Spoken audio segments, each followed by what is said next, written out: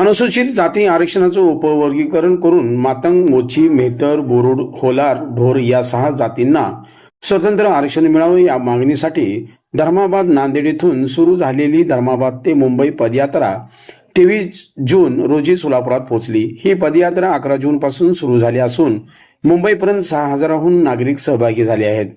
1 August रोजी सर्वोच्च न्यायालयाने दिलेल्या ऐतिहासिक निर्णयानुसार राज्य सरकारने अनुसूचित जातीच्या आरक्षणात उपवर्गीकरण करता येईल असा मार्ग मोकळा झाला। त्यानंतर कर्नाटक, हरियाणा या राज्यांनी उपवर्गीकरण लागू केलं। मात्र महाराष्ट्रात अद्याप निर्णय न झाल्यानं हा लढा तीव्र झाला आहे। महाराष्ट्र सरकारने या विषयासाठी 16 मार्च रोजी समिती नेमली असली तरी तोच निर्णय न झाल्यानं पदयात्रेंनी थेट मुंबई गाठण्याचा निर्णय घेतला आहे। पदयात्रेचा उद्देश सरकारला जागा करून कायद्याद्वारे उपवर्गीकरणाचा मार्ग मोकळा करणं हा आहे।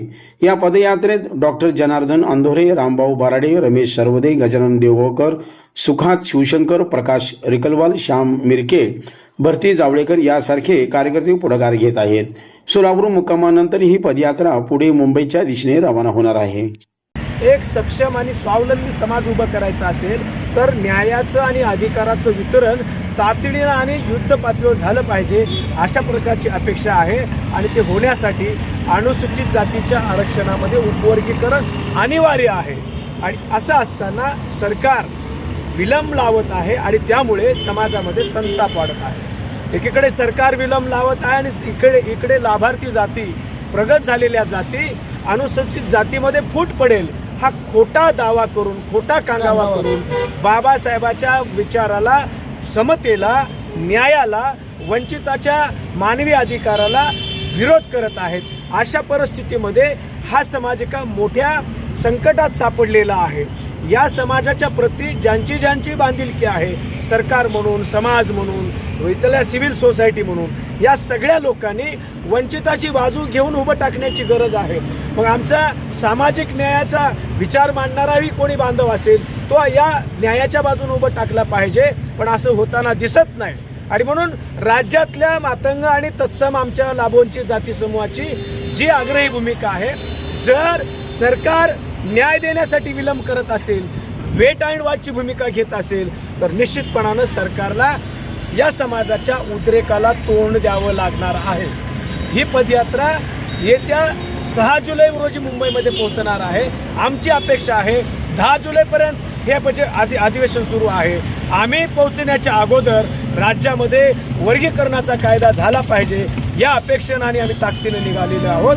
आम्ही लाखोच्या संख्येमध्ये 6 जुलै रोजी निश्चित पोहोचून सरकारच्या दारामध्ये ठाण मांडून बसणार आहोत आणि जोपर्यंत वर्गीकरण होणार नाही, उठणार नाही, अशा प्रकारचा निर्धार या ठिकाणी घेऊन निघालेले आहोत। समाजातल्या सर्व संघटना, पदाधिकारी, मान्यवर नेते, विचारवंत, पत्रकार, सामान्य घटक या सगळ्यांनी सरकारच्या मर्जीवर, सरकारच्या आश्वासनावर विश्वास न ठेवता आपला आवाज बुलंद करण्यासाठी, आपली ताकद दाखवण्यासाठी 6 जुलैला सहभागी व्हावं हे निवेदन करतो। थांबतो। जय लहूजी, जय भीम। वर्गीकरण हे पदरात पडलेलं आहे, परंतु पदरात पडलेलं मिळू नये ही काही लोकांची भूमिका आहे। आणि म्हणून या भूमिकेला रोखून आरक्षण आमच्या पदरात पडलं पाहिजे, आरक्षण आमच्या हक्काचं, नाही कुणाच्या बापाचं, ही भूमिका घेऊन आज भरांडे सर त्यांचं लोकस्वराज्य आंदोलन घेऊन या ठिकाणी आलेत। मी तमाम सोलापूर शहर जिल्ह्यातील मातंग समाजाच्या वतीनं त्यांचं हार्दिक स्वागत करतो आणि या ठिकाणी त्यांच्या पदयात्रेला सक्रिय शुभेच्छा देतो, कारण ते एका संघटनेचे नेते आहेत आणि त्या नात्यानं मीही त्यांचा कार्यकर्ताच आहे। आणि मी इथला मातंग समाज संपूर्ण, मग विष्णुभाऊ कसबे असो, भरांडे सर असो, कोण सचिन साठे असो, कोणीही असो, आमचा प्रत्येक चळवळीचा नेता हा आमचा नेता आहे। या भूमिकेतून पक्ष बिक्ष सगळ्या बाजूला, आधी समाज आणि नंतर पक्ष, हीच भूमिका आहे भरांडे सर। मी चळवळीतला कार्यकर्ता आहे, मी राजकीय पुढारी नाही आणि त्यामुळेच माझी ही भावना, ही माझी भूमिका नित्याने राहिलेली आहे। तीच भावना घेऊन आज या ठिकाणी आम्ही तुमचं सगळं स्वागत करतो।